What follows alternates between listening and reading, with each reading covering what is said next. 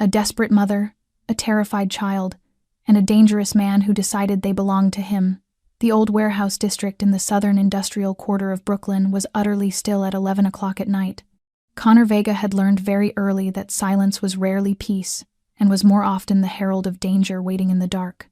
He had not expected to find a woman bruised and torn, and a small son trembling and hiding behind a large shipping container in the yard behind his warehouse.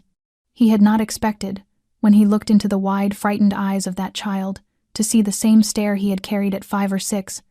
Standing on the sidewalk and watching his father die after a cold daylight shot, he had never expected to care. But the instant he saw them, he knew one thing with absolute clarity. Whoever had raised a hand against them would soon learn what it meant to pick the wrong target. Under his roof, they were already his. Connor stepped out of his black sport utility vehicle, the leather of his shoes whispering against the cold concrete in the hush of the night. The late autumn wind cut at the collar of his long coat and carried the smell of rust and engine oil and something else, a low unease as if someone in the shadows were holding their breath. He moved past rows of containers stacked like steel walls, his gaze cold and scanning each dark corner as if the darkness might speak to him. Connor did not believe in coincidence. He trusted instincts, and his instincts were screaming a warning. Someone was here, not his men, not his people, something more fragile and more afraid. He stopped beside an aged blue container, the distant streetlight too weak to reveal everything but strong enough for him to hear a small, broken sound, halting and choked. The sound of someone trying to keep from crying because they knew that if they let it out they would pay for it. Connor signaled without words, and Jaden, his close friend and loyal right hand, fell back, to stand quietly behind him. He stepped forward, his voice low but authoritative. "Come out." The crying ceased. Silence fell like a heavy blanket. "I know you are there," he said slowly. "Come out. Right now. I will not repeat it a third time." A woman's voice answered, hoarse and shaking. "We did not take anything. We only need a place to hide for one night. Please, please do not hurt us." A figure lurched out from behind the container, a woman clutching a small body to her chest.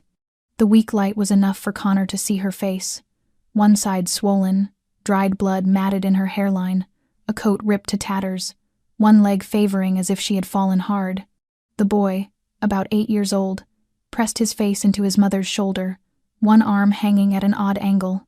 Connor closed his hand into a fist, emotion heavy and hot, anger threading through the protective numbness he carried. "Who did this?" he asked, his voice dropping but ringing like metal. The woman stepped back and hugged, the child tighter. "No one. We are okay. We will leave now." She turned to go and staggered, nearly falling. Connor reached out instinctively and she recoiled. "Do not come near me. I beg you." He stopped and let his hands fall open to show he was not a threat. "You can barely stand. That boy looks like he is in terrible pain. If you want to be alive in the morning, you need help. We do not need, you do." Connor cut her off, his eyes never leaving the child shaking in small spasms. "My name is Connor Vega. This is my warehouse. If you come into my territory, I become responsible. Old rules. I do not break my own law." The woman looked at him, skepticism and exhaustion mixing in her gaze. The boy made a small, painful sound, and her resolve softened. "Just one night," she whispered. Connor nodded once. "One night?" he repeated. But inside he already knew, from the moment he met that boy's eyes, that they were no longer strangers, and he would not let them go until whoever had done this had paid. If you are still listening at this point, thank you for staying with this story, a journey that began in darkness but slowly revealed the fragile light within the human heart. And if something inside you was touched, even just a little, then perhaps this story has done what it was meant to do to connect people through genuine emotion. We tell stories like this every day, stories drawn from life or inspired by it, not merely to entertain but to stir something deep within the listener's soul. If you wish to walk beside us a little longer, do not forget to subscribe, leave a like, and share this story with someone you care about, someone who might also need a reason to believe in something again. Where are you listening from? Which city? Which state? Which country? Leave a comment below and let us know, because every comment is a thread that widens the circle of hearts beating together. We truly want to know how far this story has traveled, and how it made you feel when you heard it. Thank you for listening. There are still so many stories waiting to be told. The black SUV moved quietly through the empty midnight streets of Brooklyn like a shadow carrying two broken souls clinging to their last glimmer of hope. Connor sat in the front seat, his hand steady on the wheel, eyes on the road but ears tuned to the faint breaths behind him. Jaden was driving, silent, because he knew that when Connor went quiet, it was never peace. It was the calm before a storm compressed within. In the back seat, the woman held her boy close, shielding him from everything, even from sight itself.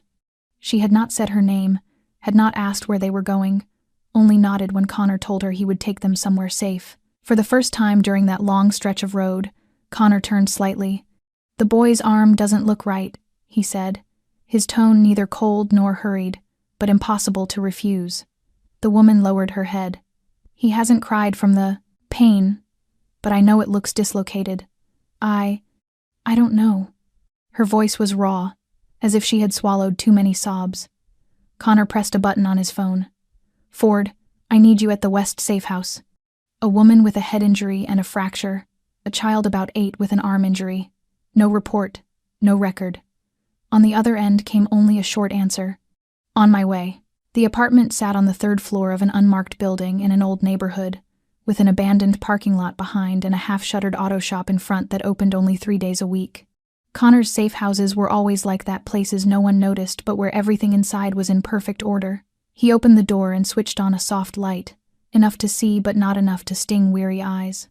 2 bedrooms, a small kitchen, a living room with a couch and a few pillows. On the table, a few boxes of stored food, some folded clothes, and a landline with no connection to the internet.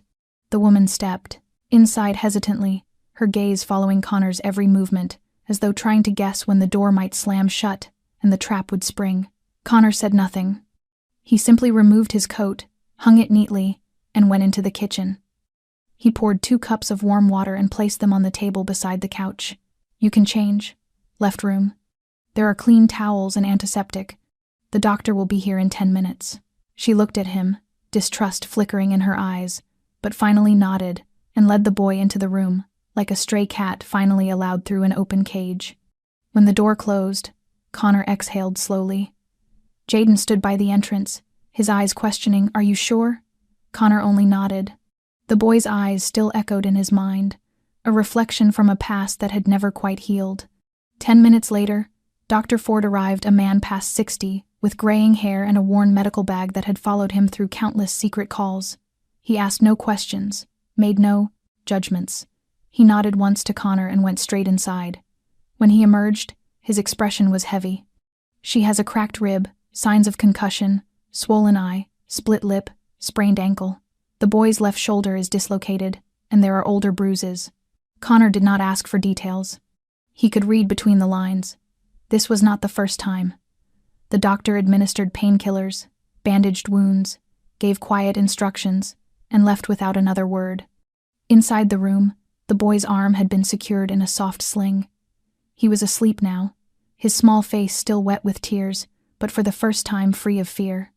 The woman sat beside him, one hand resting on his chest, as if to make sure he was still breathing. Connor stood in the doorway, not stepping in, letting only his gaze rest on them like a silent promise. She did not ask his name, but for the first time, she spoke without the armor of fear. "Thank you," Connor nodded, his reply little more than a murmur. "Under this roof, you and your son are safe. And I will not let anyone break that." In the dim amber light, the man known as the most dangerous in the city stood watch over 2 fragile lives he had not even known existed hours before. But from the moment he brought them across that threshold, they had become his, and no one, no matter who they were, would ever make them afraid again. After Dr. Ford left, the apartment sank into quiet stillness, broken only by the faint tick of the clock and the soft breathing of a child newly bandaged.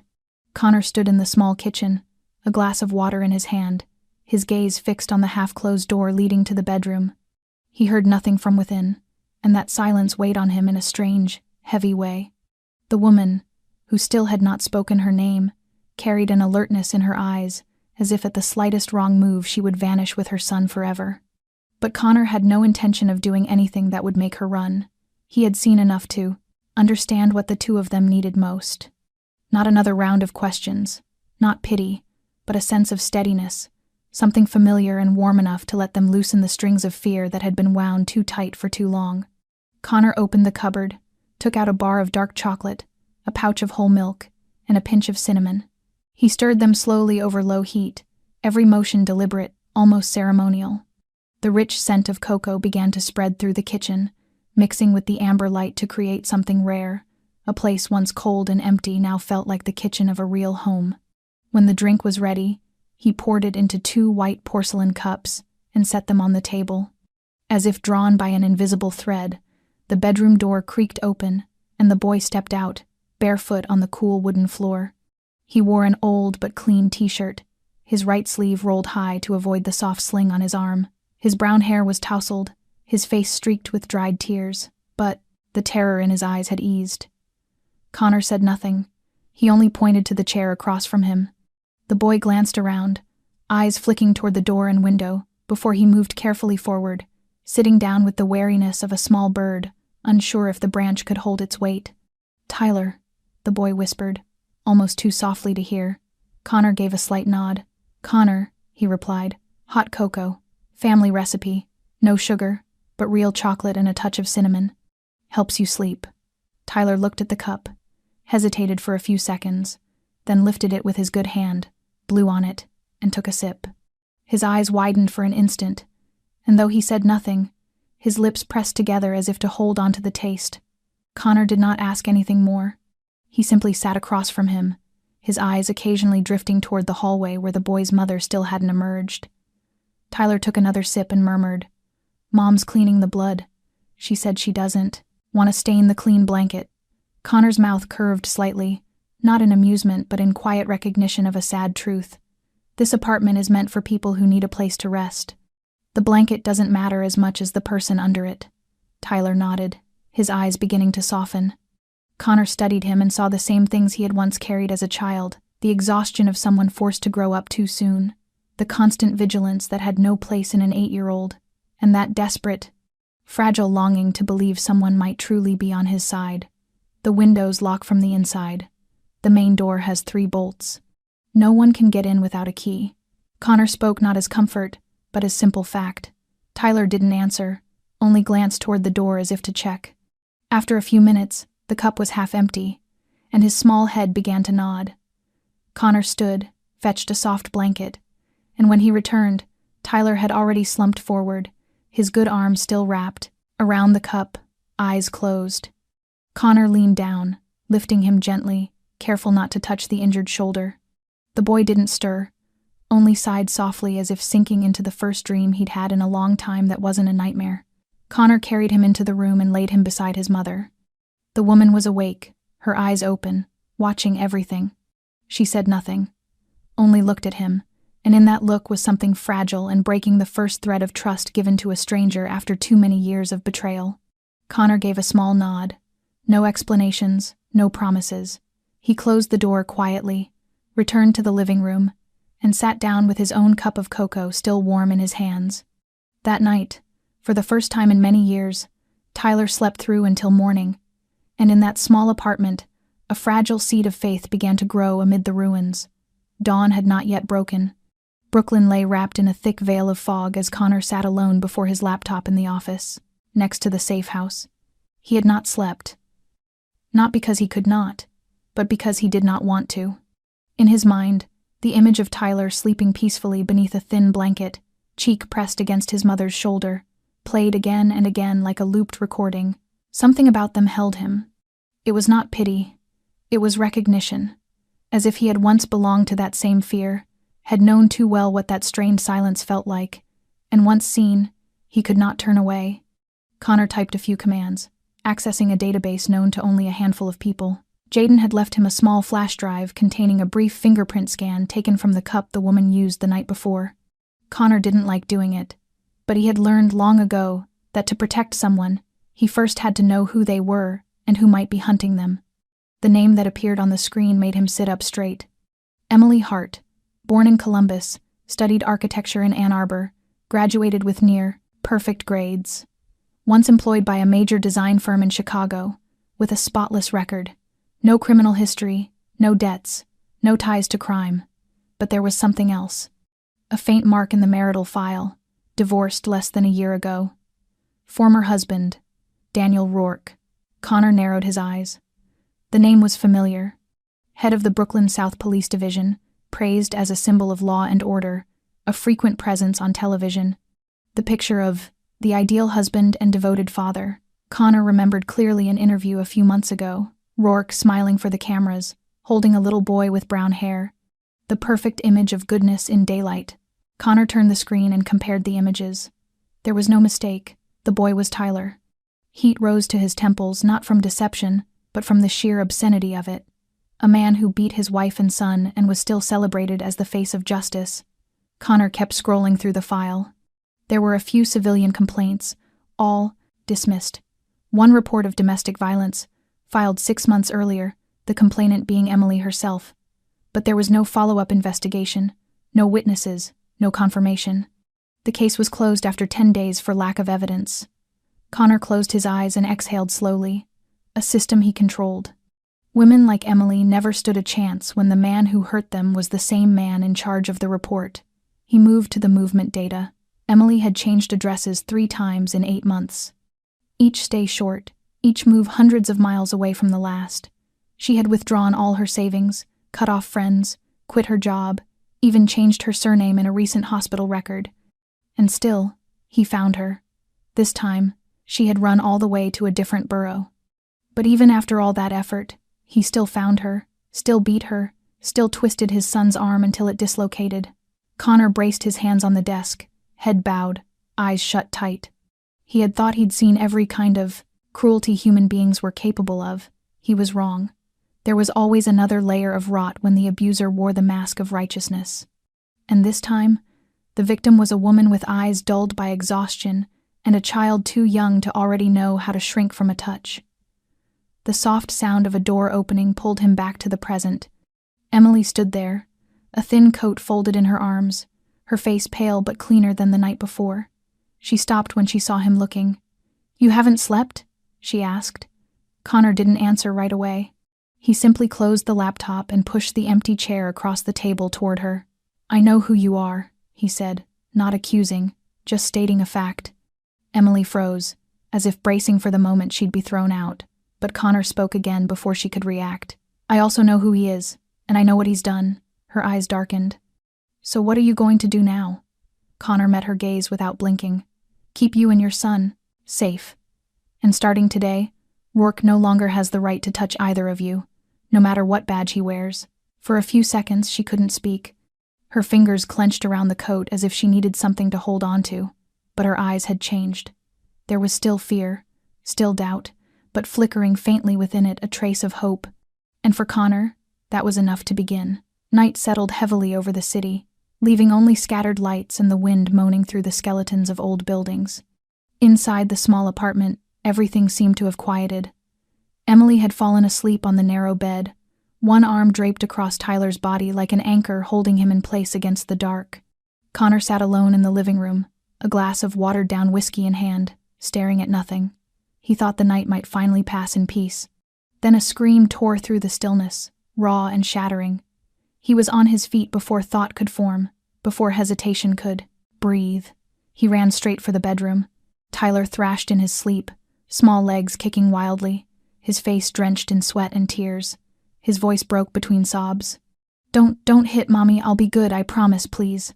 That tiny voice splintered the air like glass hitting stone, each word cutting through the man who stood there, helpless and furious. Emily woke first, gathering her son into her arms, whispering through trembling lips. "Tyler, it's me, it's Mommy, wake up, sweetheart. I'm here." But the boy didn't wake, struggling harder instead. Connor stepped closer, crouched beside the bed, his voice low and steady, softened to the rhythm of a heartbeat. "Tyler, you're safe now. It's me, Connor.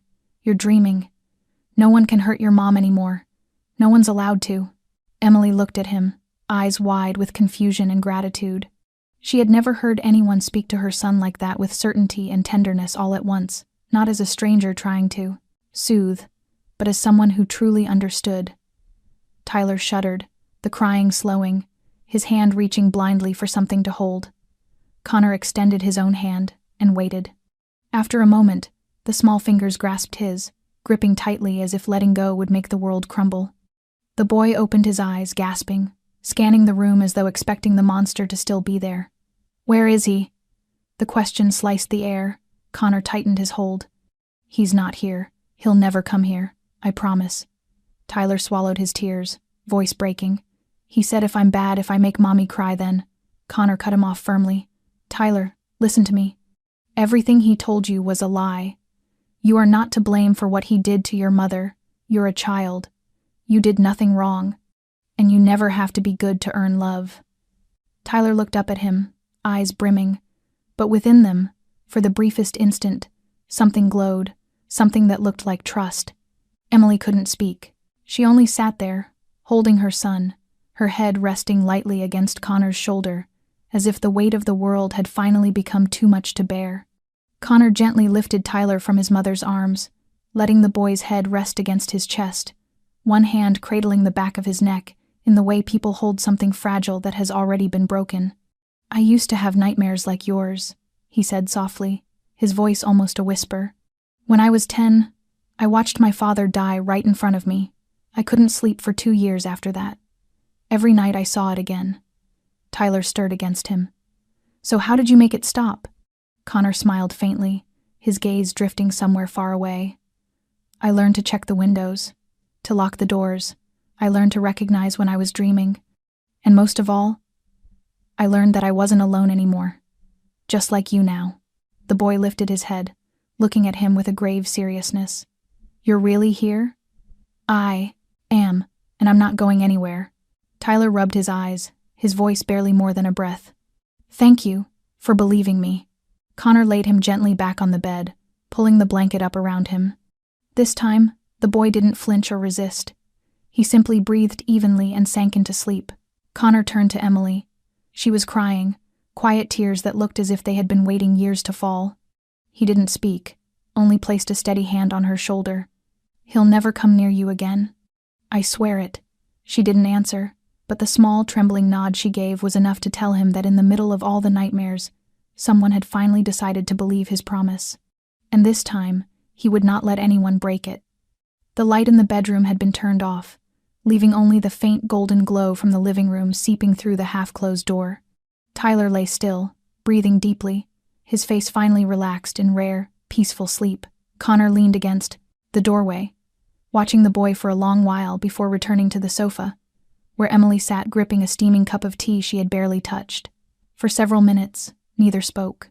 The room was filled with a fragile kind of silence, not the tense kind that had hung between them before, but the quiet caution of two people once shattered, now searching carefully for what was still whole inside each other. Then Emily spoke first, her voice so low that without attention it might have gone unheard. "Thank you for not walking away from my son, for not asking too much." Connor shook his head. "I used to be that boy, and I know there are questions that don't need answers, only someone willing to stay." For the first time that night, Emily looked at him without any defense in her eyes. "You were a child like that?" Connor leaned back, fingers loosely interlaced, eyes fixed on the wall as if looking straight through time. "My father was a driver. One summer night he stopped his truck for a cigarette and got caught between two gangs settling a score. One stray bullet. No reason, no warning. I was less than 10 steps away and watched him fall before he could say a word. My mother broke after that. She couldn't take care of me. She sent me to live with my uncle, my father's brother, a man who had never really been close to our family, but he took me in. He didn't ask questions, didn't complain. He just said, 'From now on, you're mine, and I don't let anyone touch what's mine.'" Emily stayed silent. The words sounded hauntingly familiar. She remembered that first night, when Connor had said exactly the same thing to her and Tyler. Now she understood it hadn't been bravado. It was an inheritance. Connor went on, his tone steady, detached, as though telling someone else's story. "My uncle was a hard man, worked in the underground freight business, with connections that weren't exactly legal. But he had rules, no betrayal, no hitting women, no harm to children. I grew up in that world, not by choice, but I learned one thing: if the world doesn't protect you, you learn to become someone who can protect." He turned to her. "Just like Tyler needs someone to stand up for him now." Emily lowered her head, clutching the cup tighter. I thought I was strong once. Before Daniel. The name came out like a cut, even though she tried to say it gently. Connor didn't interrupt. He gave her space. The first time he hit me was during our first year of marriage. Because I forgot to pick him up from work. Just one slap. No mark. No one knew. He apologized later, brought flowers, held me, cried. I believed him. Then came the second time. The third. There was always a reason. Always my fault. I was late. I talked back. I dared to say that Tyler needed peace. Her voice trembled. He started controlling everything. My phone, my email, my friends, my job. I stopped being me. I became a shadow, always, trying to predict where the next outburst would come from. I tried to leave so many times, but he always found me, always dragged me back. And the last time, her words broke. Her hands shook as she set the cup down. Connor didn't need to hear more. He already knew, but he asked softly, not to pry but to open a door. Why did you run farther this time? Emily lifted her head, eyes red but steady. Because of Tyler, because for the first time he stood between me and his father's fist. Because I was afraid not for me, but for the look in my child's eyes when he saw my blood. I realized that if I didn't run then, I'd never get another chance. Connor sat quietly, something fragile breaking open inside his chest. It wasn't pity, it was respect. A woman like her, a mother like her, deserved protection not because she was weak but because she had fought too long alone. He nodded slowly. You don't have to run anymore. Not while I'm here. Emily looked at him. For a long moment. Then, for the first time, she smiled. Small, but real. And in that long night, amid the scars of memory still cutting deep, that smile felt like a silent vow that trust, once dead, was beginning to grow again. Connor woke before dawn. He always did. Since he was 12, he had known that nothing was ever truly safe, not even sleep. The apartment was still quiet, only the faint rattle of wind against the window, the ticking of a patient clock, and the fading warmth left from the night before. He stood at the sink, staring at his reflection. The face staring back was carved from stone, the jaw shadowed with stubble, the eyes rimmed with sleepless dark but fully awake. It wasn't the face of a hero, nor the face of a father. It was the face of a man who had lived too long in the gray spaces, where right and wrong had blurred beyond recognition. And yet it was the same face that, only hours earlier, had knelt beside a frightened child and promised safety without hesitation. He was not a good man, but he believed in one thing: law. When Jaden arrived that morning with coffee and a stack of documents, Connor was already seated in the corner of the living room, an old leather notebook in hand, the one he used to write down thoughts he would never share aloud. Jay set the paper bag on the table without a word. He knew that when Connor sat like this, it meant his mind was lost in something that could not be untangled in a single dawn. How is she? Jay asked quietly. Connor didn't look up. She used to think being hit was normal. Jay said nothing, not because he didn't understand, but because he knew what Connor needed now was space to finish his thought. I listened to her talk, Connor continued, his voice low and steady, and all I felt was anger, not just at him but at this damn world. A place where a man in uniform can beat his wife behind closed doors and still walk out onto the street to be called a hero. Jay nodded. Slowly. So, what are you going to do? Connor didn't answer right away. He lifted the coffee, took a sip, and spoke at last slowly, as if reciting a law carved into his own blood. I don't care who wears the badge and who doesn't. I don't hit women. I don't touch children. And I don't let anyone else do it while I'm still breathing. If that means standing on the wrong side of the law, then so be it. Jay's mouth curved faintly, half amusement, half resignation. You always live by your own rules, Connor, to the point where even the real criminals are afraid to break them in front of you. Connor met his eyes. I don't expect people to be decent. I'm not naive. But under my roof, anyone who steps inside understands one thing: they're mine. And I protect what's mine, no matter the cost. The words weren't loud, but they carried the weight of something deeper than declaration. They were the marrow of the man himself. When Emily woke, sunlight had already slipped into the living room. She saw the two men sitting at the table, talking in a tone she couldn't fully catch, but she understood it wasn't just about her or Tyler. It was about something larger, something that lived beyond simple lines of right and wrong. Connor rose when he noticed her, pulling out a chair for her with unthinking ease. "You should eat something. I'll have real food sent over later." Emily sat, watching him in silence before speaking. "I don't understand you. You're not a cop. You're not some good Samaritan who happened to walk by. But you don't ask for anything from me. You don't pry. You don't push. You just stay." Connor was quiet for a few seconds before replying. "You don't have to understand me. Just know this. Once you and your son stepped into this place, you became my responsibility. You don't have to run anymore. Not while I'm here." She looked at him for a long time, not with suspicion this time, but with the gaze of someone who had fallen to the bottom and finally found a hand reaching down. It didn't matter if that hand was clean or covered in scars, only that it truly held her. And in that instant, amid unhealed wounds and unnamed pain, a fragile faith began to take shape. Not faith in the goodness of the world, but in one man who carried darkness behind him, yet stood as the only barrier between her small family and the merciless world outside. That afternoon, the sky hung low and gray, heavy with the promise of cold rain, but inside the small apartment, there was movement, a quiet kind of preparation, wrapped in purpose. Connor personally checked every window, every latch, every lock. He missed nothing, not even the smallest detail. Jaden brought in a hard-sided case of security equipment, the kind only professionals knew how to handle.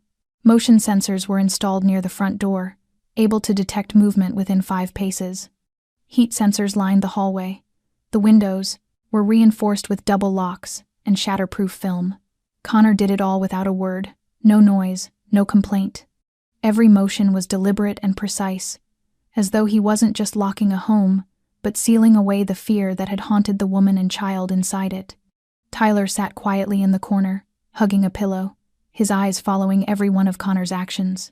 He didn't ask questions, but his gaze no longer darted away like before. When Connor knelt to check an outlet behind the bookshelf, the boy finally spoke, his voice soft but steady. "Uncle Connor." Connor paused, glancing up, a flicker of surprise crossing his face. It was the first time the boy had called him by name. Not that man, not silence, just 2 small words that pressed somewhere deep inside his chest. He turned fully toward him, keeping his tone even. "What is it, Tyler?" The boy hesitated, then pointed. "What's that thing?" Connor followed his line of sight to the small infrared sensor fixed near the doorframe. "That's a motion detector. If someone comes in without the access code, the system sends an alert to my phone and to Jay's."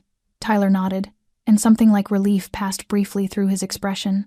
Connor stood and moved closer, crouching to meet the boy's eyes. "You want to learn how to check the locks?" Tyler hesitated again, then nodded. Connor led him around the apartment, showing him how to test each bolt, how to turn the key the right way, how to tell ordinary sounds from strange ones in the night. Step by step, Tyler followed, his small hands still trembling but his eyes brightening. When they returned to the main door, Connor opened a small security panel mounted on the wall. "This is the control unit. See here 3 buttons. Green means safe, yellow means sleep mode, red means alarm. If anything happens, just press the red one and run to your mom's room. I'll take care of the rest." Tyler looked up, hesitant. "You'll come, right? If someone comes?" Connor rested a firm but gentle hand on his shoulder. "I promise. If anything happens, I'll be here before anyone else. Whoever they are, they'll have to get through me first." The boy said nothing more, just nodded. But from that moment on, he began to follow Connor whenever he made his rounds of the apartment. He asked more questions, watched more closely, and even started to help handing him screws, steadying the ladder, wiping the window frames. Connor never sent him away. He explained everything patiently, his voice low and calm, the kind of voice that made a person feel safe just hearing it. As the afternoon faded and night fell once again, for the first time since arriving at the apartment, Tyler stepped out of his room without his mother beside him. He sat down next to Connor on the sofa, eyes fixed on the small television. He didn't speak, just sat there, his tiny feet swinging lightly, his gaze calm and steady. Connor glanced at him once, then handed him a cup of cocoa. Tyler smiled, small, but real. "You remembered the cinnamon." Connor raised an eyebrow, pretending surprise. "You thought I'd forget?" Tyler shook his head, his eyes bright but no longer shadowed. No, I know you remember. And with that single sentence, Connor realized that what he was building wasn't just an elaborate system of locks and alarms to keep danger out. He was building a different kind of barrier, a stronger one made of trust, the rarest and most precious thing left in the world they lived in. The next morning, before dawn, Connor was already awake, while Emily and Tyler still slept. He stood quietly in the dim living room, the glow of the laptop casting cold light across his face. On the screen were files, documents, photographs, and internal reports all centered around Daniel Rourke, chief of the Brooklyn South Police Division, and Emily's former husband. The vague suspicions of the past few days had now taken shape, aligning into a picture of the man behind the polished badge. Jaden sat across from him, eyes bloodshot from staying up all night, holding his third cup of coffee. I had to break through 2 encryption layers and drop a gentle threat to a retired FBI hacker just to get into the personnel archives, he muttered, sliding the laptop toward Connor. And here it is, my friend, the truth those bastards tried to bury. Connor leaned in and read line by line. Internal complaints sealed away, anonymous tips from former colleagues, and worse, an internal affairs investigation that had been abruptly suspended for lack of evidence. At least 3 major scandals were tied to Daniel Rourke: physical assault during suspect interrogations, tampering with evidence in a 2014 homicide case, and a series of questionable budget reports from the narcotics unit he commanded. Every one of them had been stopped before reaching daylight. Several officers who tried to expose him were reassigned. One was fired, another voluntarily retired. Connor's jaw tightened as he reached that line. Jay continued in a low voice. He's not just a bad cop. He's a manipulator of the whole system. I've heard from someone in the prosecutor's office. Rourke has ties to at least 2 judges, 3 prosecutors, and 1 local politician. He knows where their weak spots are, and he keeps his grip on them like a knife. Connor leaned back, his eyes hardening to steel. What about his family history? Jay switched tabs, revealing strings of emails, tracking logs, and street camera stills pulled from their surveillance system. For the last 8 months, Emily's moved 3 times. Each neighborhood ordinary, each lease signed under a new name, each school transfer for Tyler handled carefully, but every time, he found her in less than 2 weeks. Rourke used his privileges to track school databases, utility accounts, even private hospital records. Nobody questioned it because he's the one who does the questioning. Connor's gaze didn't waver. And the last time, the night she ran and ended up at my warehouse? Jay tapped a key, bringing up a traffic cam image. 3:18 in the morning. A city camera caught Rourke's car parked near Tyler's school. He sat there for nearly an hour, then drove off. No patrol logs filed that night, meaning he was stalking. Connor rose, clasped his hands behind his back, and took a few slow steps across the room. He'd met men who killed without remorse, men who used fear, money, or bullets to control. But Daniel Rourke was something else entirely, a cancer disguised as law. A man who weaponized respectability, who hid his violence behind a uniform polished by the illusion of justice. He'll come back, Jay said. Not out of love, out of control. For people like him, losing Emily and Tyler isn't heartbreak, it's humiliation. He needs control. He lives. Connor's eyes met Jay's, sharp and deliberate. Then we'll take what he calls power and turn it into his downfall. Jay gave a faint, weary smile. And how do you plan to hit him? His reputation, Connor said instantly, his voice quiet but cutting like glass. I want every person who looks at him to see what he really is. I want his badge to mean nothing, his name to burn. I want to strip him of every ally, every illusion, until the only thing left is the truth he's tried to bury. Jay sighed. That'll take time. Connor picked up his black notebook, flipping it open to a blank page. I have time. She and her son don't. And as he wrote the first line of his plan, Jaden knew that Daniel Rourke would not be facing just an angry man. He had just made an enemy of Connor Vega, a man who lived by a code. And when that code was broken, he became the storm that no one could survive. Connor knew one thing for certain.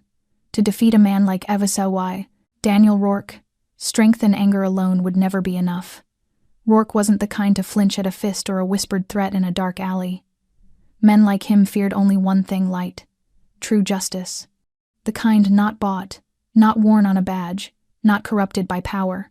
That morning, After Tyler had left for his first therapy session with a specialist Connor trusted, and while Emily stood in the kitchen peeling apples, Connor entered his private office, opened his laptop, and called Jay. "Prepare the file package. Every piece of evidence we have on Rourke, legal and not so legal. I've got someone who needs to see it." Jay asked a single question. "You're trusting the law now?" Connor lifted his eyes, calm but unyielding. "No, I'm going to use it, like a knife. And I know someone who can wield it better than anyone." Her name was Elena Reyes, federal prosecutor for the Eastern District of New York, 39, Puerto Rican. The kind of woman who once brought down a state-level corruption ring with a single receipt and the testimony of a janitor. She was sharp, uncompromising, and known for never accepting bribes or backroom deals. Most importantly, she owed Connor Vega a favor. The meeting was arranged within 4 hours. Elena arrived at a small cafe in Brooklyn, wearing dark glasses and a long coat, her face bare of makeup but her presence as precise and cutting as a blade. When she stepped into the private room where Connor and Jay were waiting, she removed her glasses and looked straight at him. "It's been a while. I thought you'd walked away from all these power games." Connor didn't smile. He slid a folder across the table, along with an encrypted hard drive.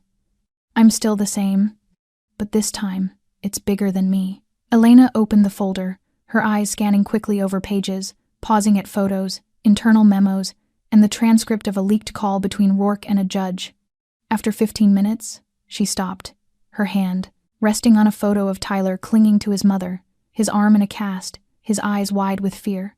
"This is her son?" Connor nodded. 8 years old, not afraid of monsters under the bed anymore. Now he's afraid of the knock on the door at midnight, because sometimes it's his father. Elena was silent. She was a prosecutor, she had seen the worst of humanity, but that child's face, that truth, couldn't be rationalized away. "What's on the drive?" she asked. Jay answered. Recorded calls, records from Rourke's secondary bank account, timestamps of his unauthorized data access, car surveillance photos, and camera extractions, all matching the times he stalked Emily Hart and her son. Elena raised an eyebrow. "Emily Hart?" "Her former name," Jay said. "She changed it to Emily James when she went into hiding. Does she have a sworn statement?" "She'll testify if she's protected," Connor said, "but I won't let her go public just to be punished for it." Elena leaned back, silent for a moment. "I can escalate this to the federal level, but I'll need 3 things. A sworn affidavit from Emily, full confidentiality of Tyler's records, and you, Connor Vega, to stay out of it. If I take this on, I won't have it dismissed as a mob setup." Connor nodded. "I won't interfere, but if he gets close to them again, I'll handle it my way." "Outside the law." Elena studied him for a long moment before nodding once. "Fair enough." She slipped the drive into her coat pocket and put her glasses back on. "I'll initiate proceedings tomorrow morning. If things go as planned, Rourke will be under covert surveillance before we go public. Thank you for choosing this path, Vega." Connor gave a small nod. "Not for me. For us." When she left, Jay looked at him with a mix of respect and unease. "You just put the ace card on the table."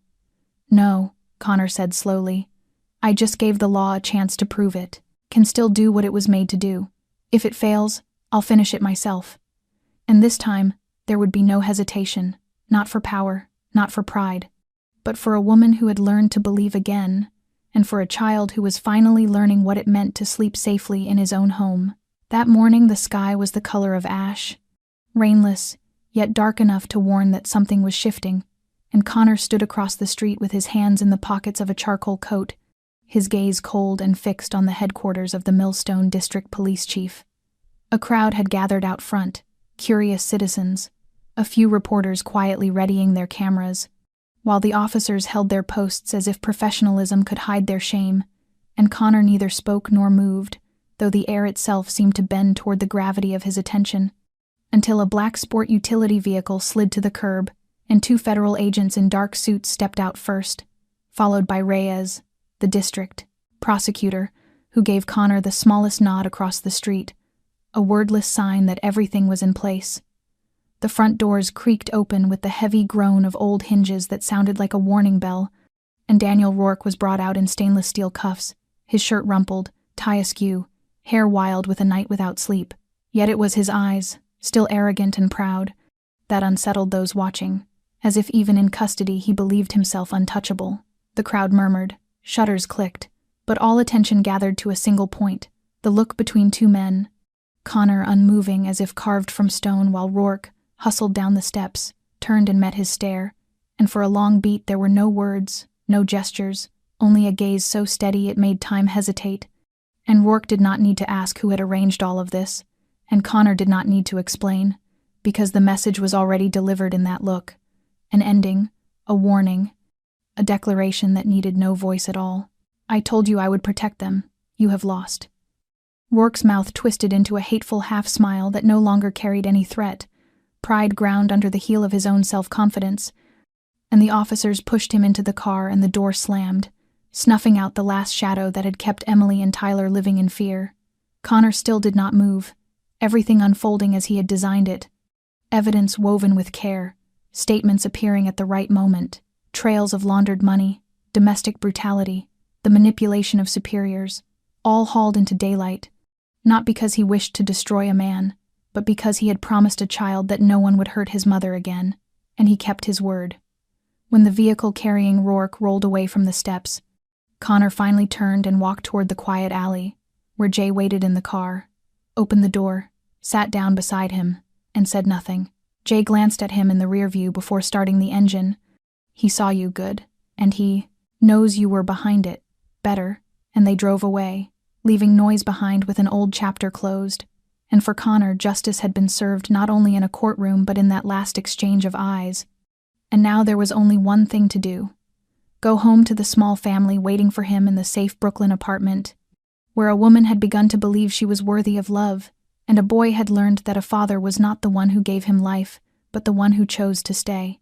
The apartment was unusually quiet when Connor opened the door, a quiet he knew from solitary nights, yet different now.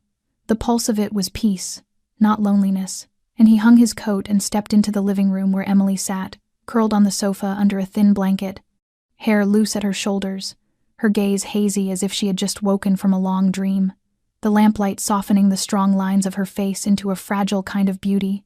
And when the door closed, she looked up without questions or words, and he nodded and came close and said in a low, rough voice, "It is done. He has been arrested. Publicly, he cannot run." And she did not answer, her mouth trembling as if one more word would break her, and he sat beside her without touching, a wall of steadiness, and she let the blanket fall and leaned into him at last, head to his shoulder as if she had carried too much weight for too long, and now allowed herself to fold, and tears slid soundlessly down to stain his shirt while she whispered, "We do not have to run anymore." And he drew his arm around her. "No, you do not. You are both safe." And she shook her head faintly as if unable to believe it yet. "I thought I would never get out, that he would always find me, that I would always have to hide. I have lived that way so long I do not know how to breathe without fear."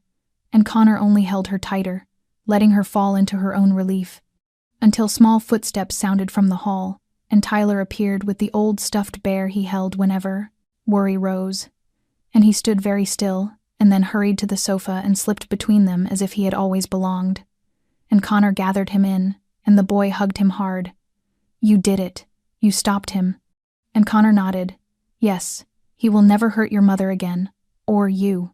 And the boy rested his face against Connor's chest and then looked up. "So now we can stay. We do not have to move or change names or switch schools or leave my toys." And Connor's arm tightened with gentle certainty. "We stay. You can hang pictures in your room and shelve your books and choose your own sheets. This is your home, your mother's, and if you want, mine too." And the boy smiled. Not the thin, guarded smile of their first meeting, but a full, warm, certain smile. "I want it. I want this to be our home." And Emily wept again, this time for joy, her arms circling both her son and Connor.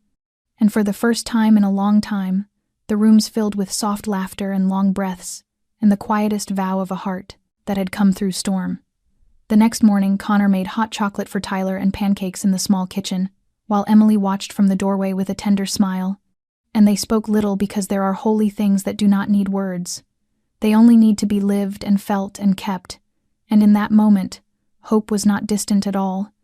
It was present and tangible in the warm kitchen of a family pieced together from broken parts. Later, Connor parked in front of a 3-story brownstone tucked on a leafy Brooklyn street.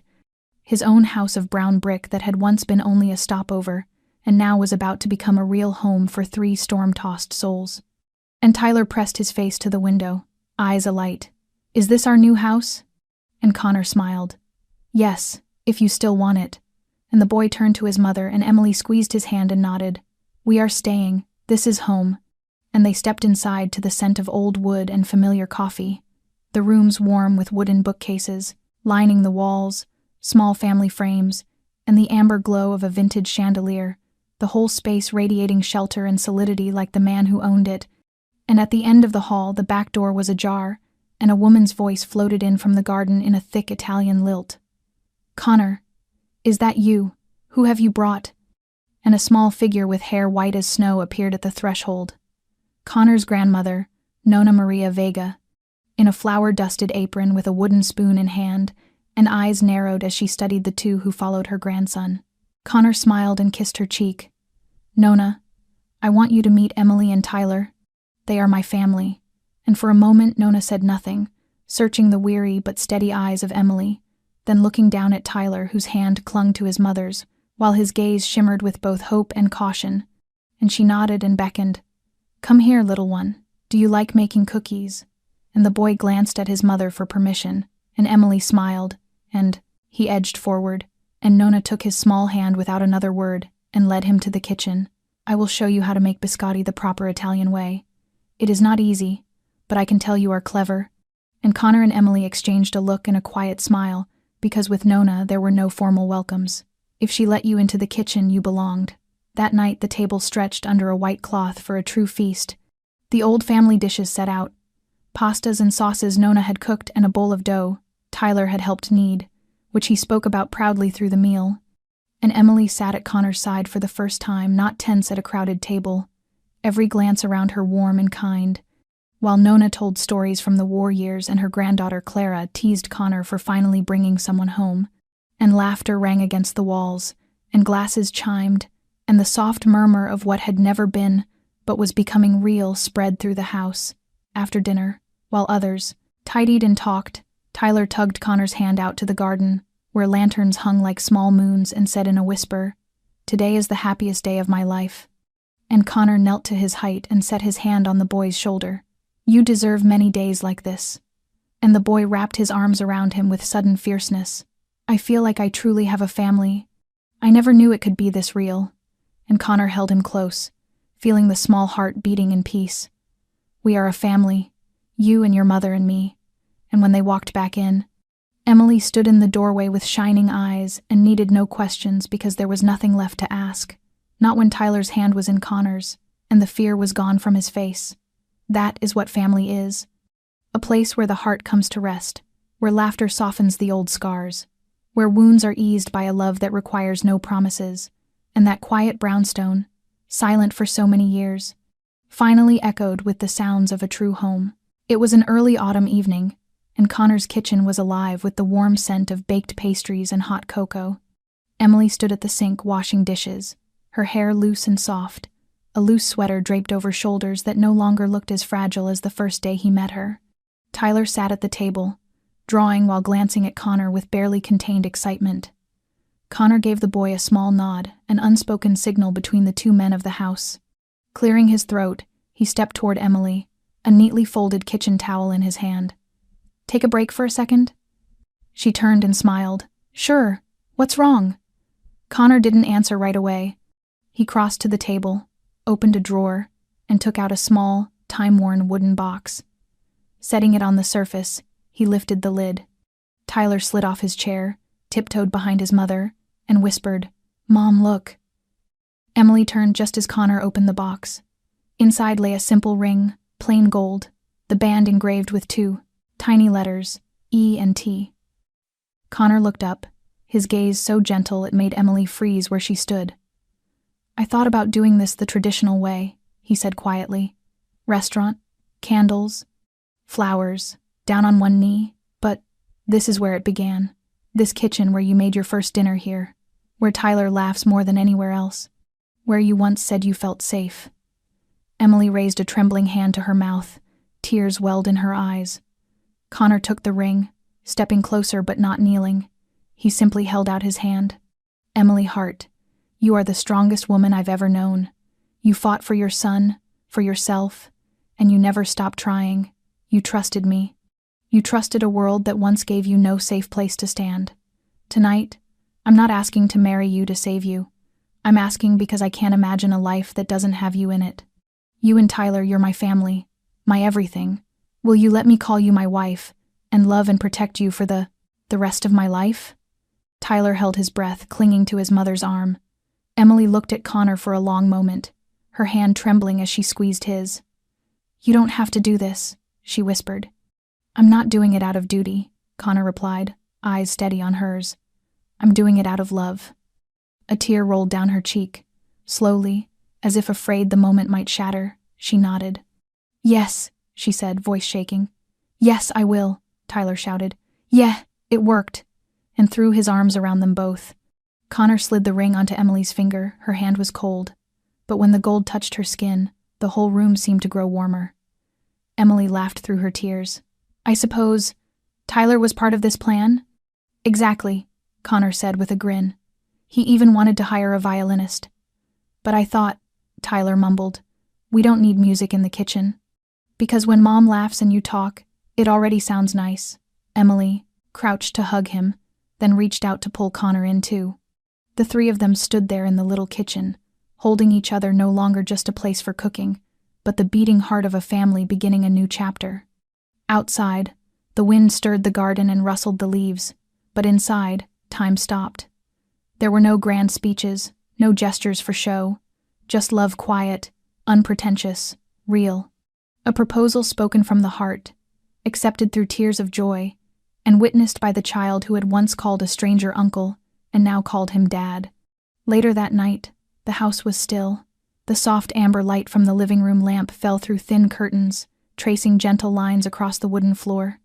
Connor sat alone on the sofa, a cup of cold tea in his hand, staring into the quiet. Peace still felt unfamiliar. In the past, the late hours had always belonged to planning, to anticipating danger. But now, silence no longer meant threat. It was a reminder that under this roof, the people he loved were safe and asleep. Small footsteps approached. Connor looked up to see Tyler in his dinosaur pajamas, clutching a thin blanket, his eyes heavy with sleep. Connor set the cup aside and opened his arms. Couldn't sleep, buddy? Tyler climbed into his lap and curled against him like a kitten. I was thinking too much. About what? A lot of things, but one I really need to ask. Connor wrapped an arm around him, a quiet knot forming in his chest. Ask me. The boy looked up, eyes deep and serious in a way that hurt to see on an 8-year-old. I know. You're going to marry my mom, and I think that's really great. Connor smiled softly, pulling him closer. So do I. Tyler hesitated, then blurted it out in a rush, as if afraid he'd lose his nerve. If I wanted to call you Dad, would that be okay? Connor froze. His heart missed a beat. The simple question pierced deeper than any bullet he'd ever faced. He swallowed hard, trying to steady his voice. Tyler, are you sure you mean that? The boy nodded, his small hand gripping Connor's shirt. I know you're not my real dad, but my real dad, he made Mom cry. He hurt her, he hurt me. And you make me feel safe. Like what a dad is supposed to feel like. Connor couldn't speak.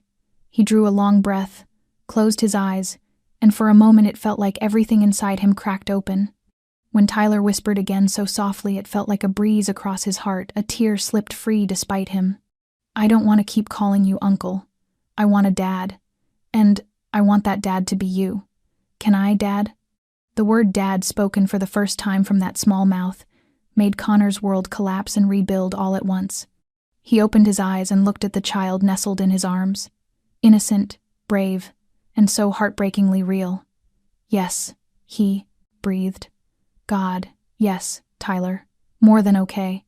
He pressed a kiss to the boy's tousled hair, still smelling faintly of milk and sleep. From the first moment I saw you trembling behind that warehouse with your mom, I knew I'd do anything to protect you. You don't have to call me Dad for me to love you, but if you want to, then I'll be your dad. In every way.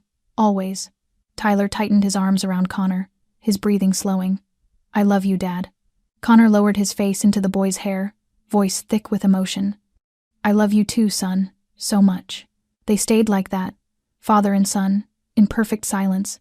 A man who had grown up in darkness now holding the brightest light of his life, and a boy who had once believed adults only caused pain, now learning to trust in love again. When the clock struck midnight, Tyler had fallen asleep in his father's arms. Connor didn't carry him to bed. He only adjusted the blanket, keeping the child warm, and sat still, afraid that any movement might break the fragile perfection of the moment. Outside, the wind whispered through the trees, but inside that small home where a mother slept peacefully and a child had just rediscovered something sacred, everything was steady and still, as if the storms of their lives had finally passed. And there, in that silence, Connor Vega, once a man who knew only darkness, finally understood what it meant to live in the light. On a peaceful Brooklyn morning, the early light slipped through the kitchen window and stretched across the table, where the three of them now sat as if by habit. Emily poured more coffee for Connor while Tyler wrestled with something he was writing on a sheet of paper, his brow furrowed and his tongue peeking out in concentration, as if he were carrying out a solemn task. Connor glanced at Emily and smiled softly. The kid looks like he is plotting something. Emily nodded, her eyes tender on her son. He said he had something to say this morning, so I let him prepare it himself. After a while, Tyler looked up and held out the paper, his eyes bright and resolute. I have something important to ask. Connor sat straighter and set down his cup. Go ahead. Kid, Tyler swallowed and spoke clearly. Now that I get to stay with Mom and Dad Connor is going to marry Mom, and I want to change my name. Emily went still, and Connor tilted his head. Change it to what? Tyler set the paper on the table. Across it in uneven child's letters ran the name Tyler Hart Vega. I still want to keep Hart. That is Mom's name, and I love Mom. But I also want to carry Dad's name. My new full name, if everyone agrees, is Tyler Hart Vega. Emily lifted a hand to her mouth, overcome, and Connor was quiet for a moment before he reached for the paper and read it slowly as if each letter were sacred. Tyler Hart Vega, he said and looked at the boy. Are you sure? Tyler nodded hard. I have thought about it. I do not want to forget the past, but I also want people to know I am part of this family, of Dad and Mom. Emily turned to Connor, eyes already shining. I did not think he would want that so soon. Connor squeezed her hand lightly. He knows better than anyone what makes him feel like himself, and if that name is how he claims it, then we only need to stand beside him. He turned to Tyler, his gaze firm and warm. Family is not always made by blood. Sometimes it is made by choice, and you chose me. I choose you. Every day. Always. Tyler left his chair, ran around the table and threw his arms around Connor. Thank you, Dad. I love you. I love you too, kid, and I will be very proud to see you sign Tyler Hart Vega on every test. Emily rose and wrapped her arms around both of them. Our family is a strange one, she whispered. Strange but right, Connor said, pulling her into the same embrace and holding tight as if to shield the most precious thing in his life. The next day, the three of them went to the lawyer's office to start the name change. When the clerk asked for the boy's full name for the form, Tyler lifted his head, and after a tiny pause, smiled with pride. Tyler Hart Vega. I want that name forever. Connor looked at Emily and their eyes met, and then both watched Tyler sign the statement in a young but steady hand. From that moment a new chapter opened. They were no longer people on the run, no longer only protector and protected, but a real family bound by love, by choice, and by the courage to begin again. Connor left the office holding Emily's hand in his left and Tyler's in his right, and the boy looked up with clear eyes. My name is longer now, but I think I will make you proud of it. Connor smiled and leaned to kiss his son's hair. You do not have to do anything to make us proud. Just be yourself. Just be Tyler Hart Vega. And in that instant, under the honeyed light of afternoon, the broken pieces of their lives finally clicked into place.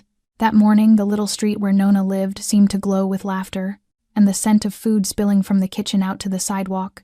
The brownstones' backyard had been dressed simply but beautifully with strands of golden lights strung between the oak branches and white cloths on long wooden tables.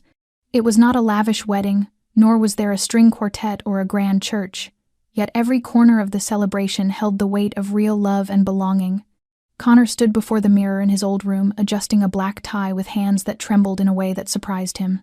He had faced danger and chosen life and death in the span of breaths. Yet now, ready to step out and speak vows. His heart pounded like a young man falling in love for the first time.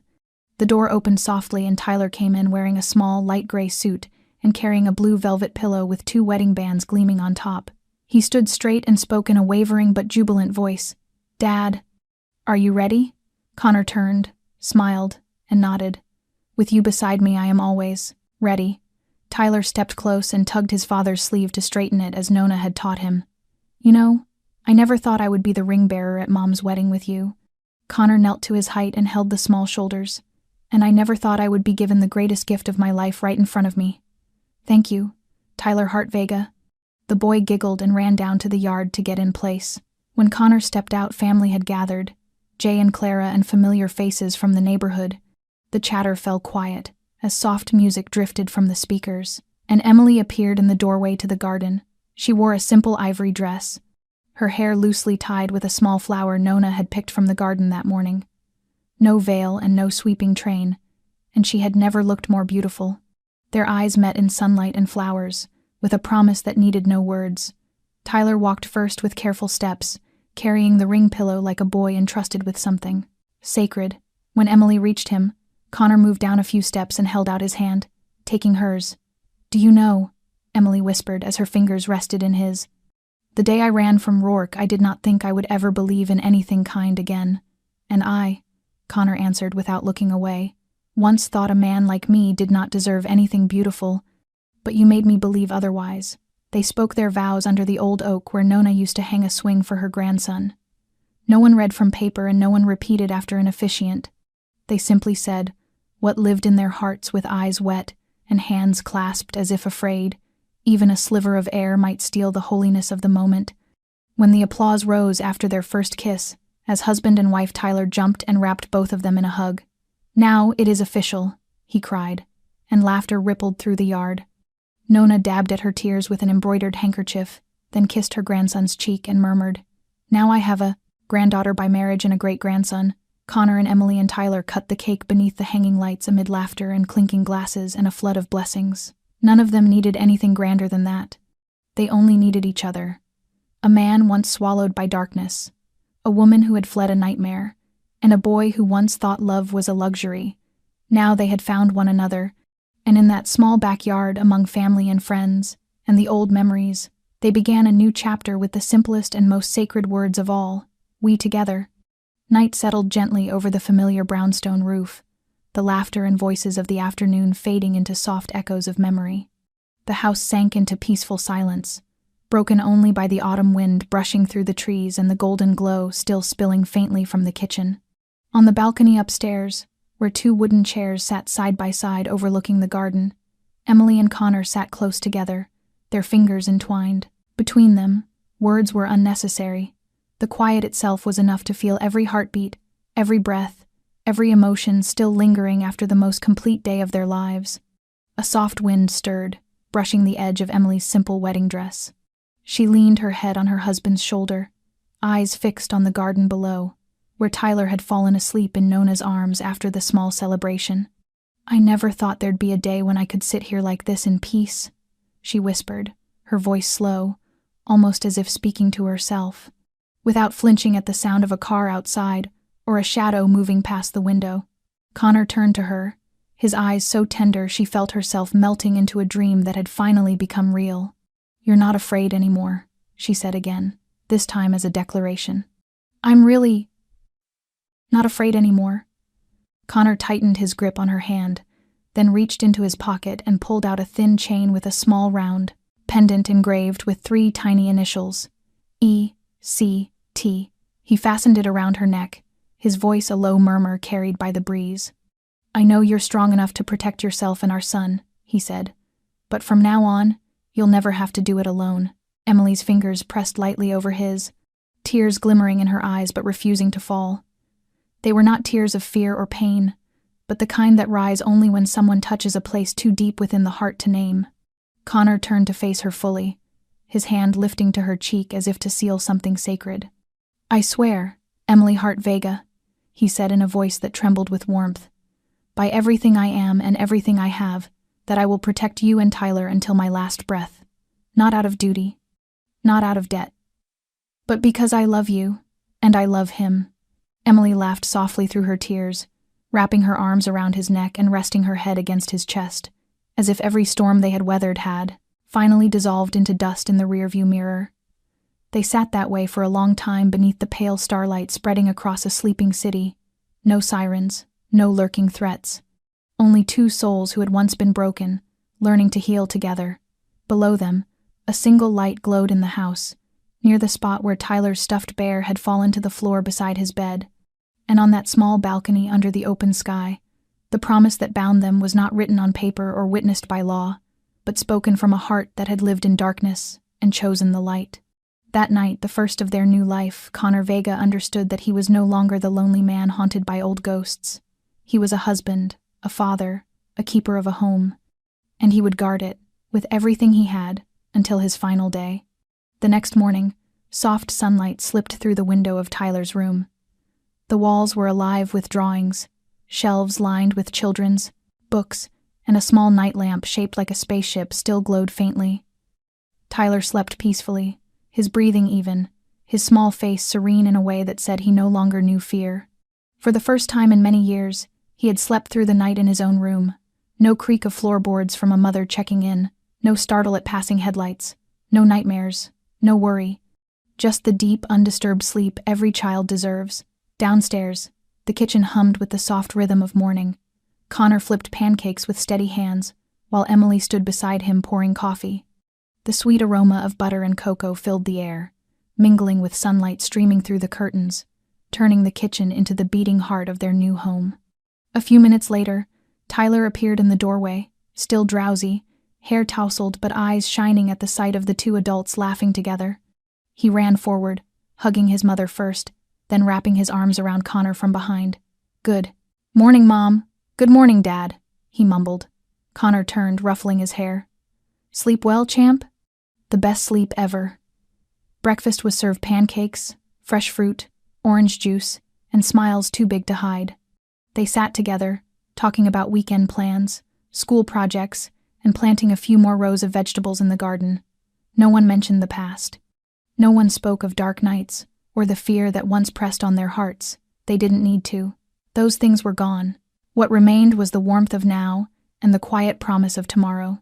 When Tyler finished the last bite of his pancake, he looked up at his parents, his voice steady and sure. "We're always going to be a family. Forever." Connor and Emily looked at each other and said nothing, simply reaching across the table to hold hands, their fingers tightening in a silent prayer of gratitude for the life they had found. The story of Emily, Connor, and Tyler was never just about escaping darkness.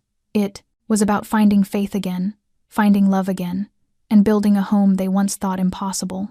And in a world still full of brokenness and doubt, this family stood as proof that sometimes the truest healing doesn't come from doctors or counselors, but from arms that know how to forgive and hearts brave enough to love again.